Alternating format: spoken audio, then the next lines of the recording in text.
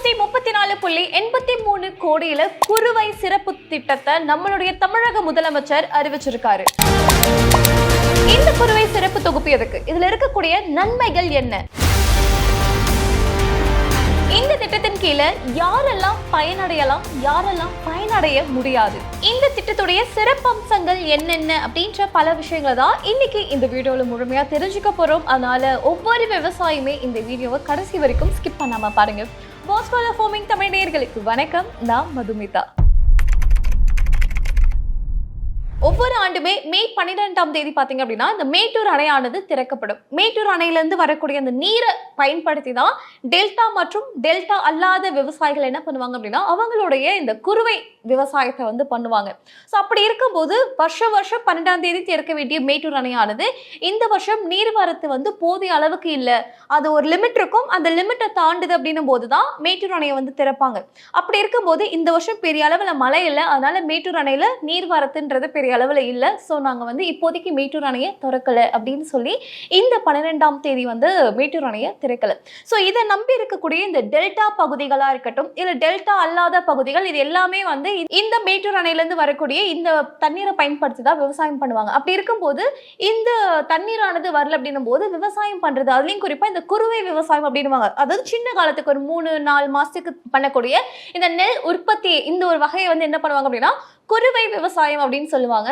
So இது பண்றதுக்கு தேவையான நீர்வரத்து இல்லாததுனால விவசாயம் பாதிக்கப்படுது அப்படின்னும் போது விவசாயிகளுடைய வாழ்வாதாரம் பாதிக்கும்.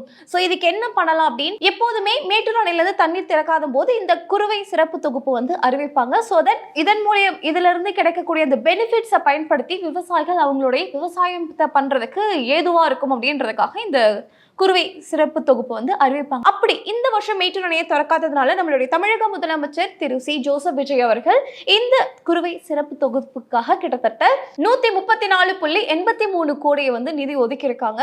ஸோ இந்த ஒரு டெல்டா பகுதியில் இருக்கிற விவசாயிகளா இருக்கட்டும், இல்லை டெல்டா அல்லாத பகுதியில் இருக்கக்கூடிய விவசாயிகள் எல்லாருமே இந்த திட்டத்தை வந்து பெற்று பயனடையணும் அப்படின்ற ஒரு விஷயத்தையுமே கூடுதலாக சொல்லியிருக்காங்க. ஓகே, ஸோ இந்த குறுவை சாகுபடி அப்படின்றது எந்த ஒரு பீரியட் ஆஃப் டைம்குள்ள பண்ணுவாங்க அப்படின்னு பார்த்தீங்கன்னா ஜூன் டு செப்டம்பர்.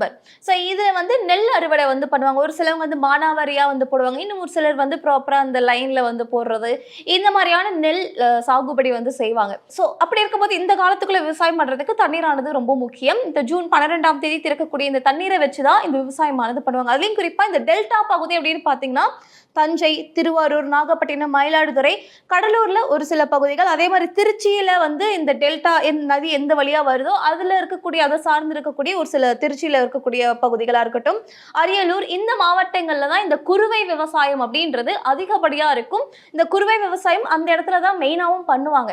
ஸோ அப்படி இருக்கும்போது இவங்க எல்லாருமே வந்து பாதிக்கப்படுவாங்க.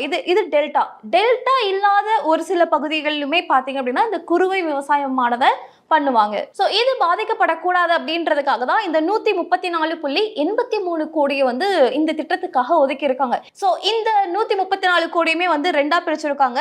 ஸோ டெல்டா பகுதிகளுக்கு பார்த்தீங்க அப்படின்னா 74.50 கோடி நிதியை வந்து ஒதுக்கி இருக்காங்க. அதே மாதிரி டெல்டா அல்லாத மாவட்டங்களுக்கு 57.34 கோடி நிதியை வந்து ஒதுக்கி இருக்காங்க. ஓகே, ஸோ இப்போ நிதியெல்லாம் ஒதுக்கிட்டாங்க, கரெக்ட்.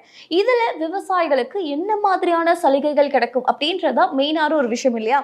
ஸோ இதுல என்ன சொல்லியிருக்காங்க, இந்த திட்டத்தின் கீழே என்ன மாதிரியான சலுகைகள் இருக்கும் அப்படின்னு பார்த்தீங்கன்னா இயந்திர நடவு ஊக்கத்தொகை, அதாவது இயந்திர நடவு செய்யணும் அப்படின்னு நினைக்கக்கூடிய விவசாயிகளுக்கு மானியம் வந்து கிடைக்கும். அதே மாதிரி ஊக்கத்தொகை வந்து வழங்கப்படும் அப்படின்னு சொல்லியிருக்காங்க. இதுல ரெண்டாவது நேரடி விதைப்பு ஊக்கத்தொகை, அதாவது டைரக்ட் சீடிங் வந்து பண்றாங்க இல்லையா, அந்த மாதிரி விவசாயம் பண்றவங்களுக்குமே வந்து உதவி வழங்கப்படும் அப்படின்னு சொல்லியிருக்காங்க.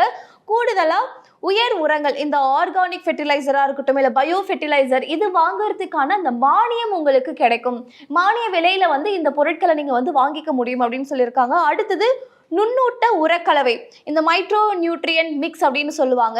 ஸோ இது வாங்குறதுக்காக இருக்கட்டும், இல்லை வேற ஏதாவது உங்களுக்கு வந்து நுண்ணூட்ட உரக்கலவை வந்து உங்களுக்கு தேவைப்படுது, உங்களுடைய விவசாயத்தை நீங்கள் நல்லபடியாக ஆர்கானிக்காக செய்யணும் அப்படின்னும் போது அதுக்குமே வந்து உங்களுக்கு அதிகப்படியான ஊக்கத்தொகையாக இருக்கட்டும், இல்லை உதவிகளாக இருக்கட்டும், அதுவுமே வந்து உங்களுக்கு கொடுக்கப்படும் அப்படின்னு சொல்லியிருக்காங்க. அடுத்தது விதை நெல் மானியம். ஸோ விவசாயிகள் விதை நெல் வாங்குறதுக்கு வந்து போதிய அளவில் காசு இல்லை, எங்கே போய் வாங்குறதுங்க அப்படின்ட்டு கஷ்டப்படக்கூடாது அப்படின்றதுக்காக இந்த விதை நெல்லை வந்து உங்களுக்கு விவசாயிகளுக்கு மானியத்துல வந்து வழங்கப்படும் அப்படின்னு சொல்லியிருக்காங்க.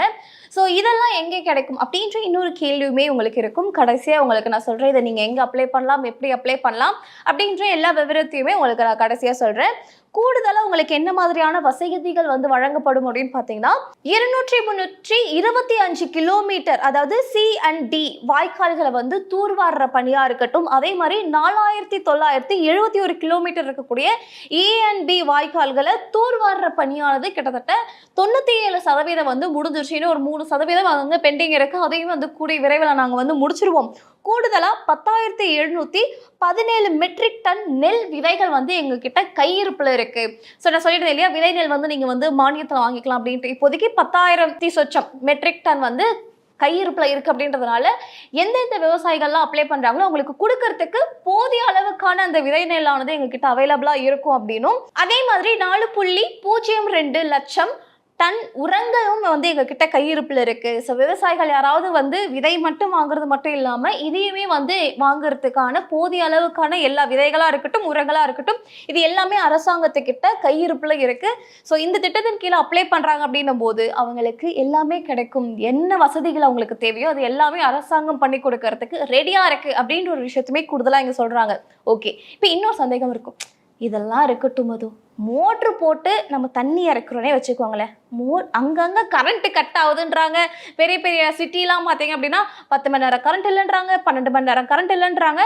விவசாயிகள் எங்களுக்கு தண்ணி வந்து வாய்க்காலில் வரல, ஓகே நாங்கள் ஒரு போர் போட்டு தண்ணி இறக்கணும்னு நினைக்கிறோம், அப்போ வந்து கரண்ட் இல்லாமல் போயிடுச்சுன்னா என்ன பண்ணுறது அப்படின்ற இன்னொரு ஒரு சந்தேகமும் உங்களுக்கு இருக்கும்.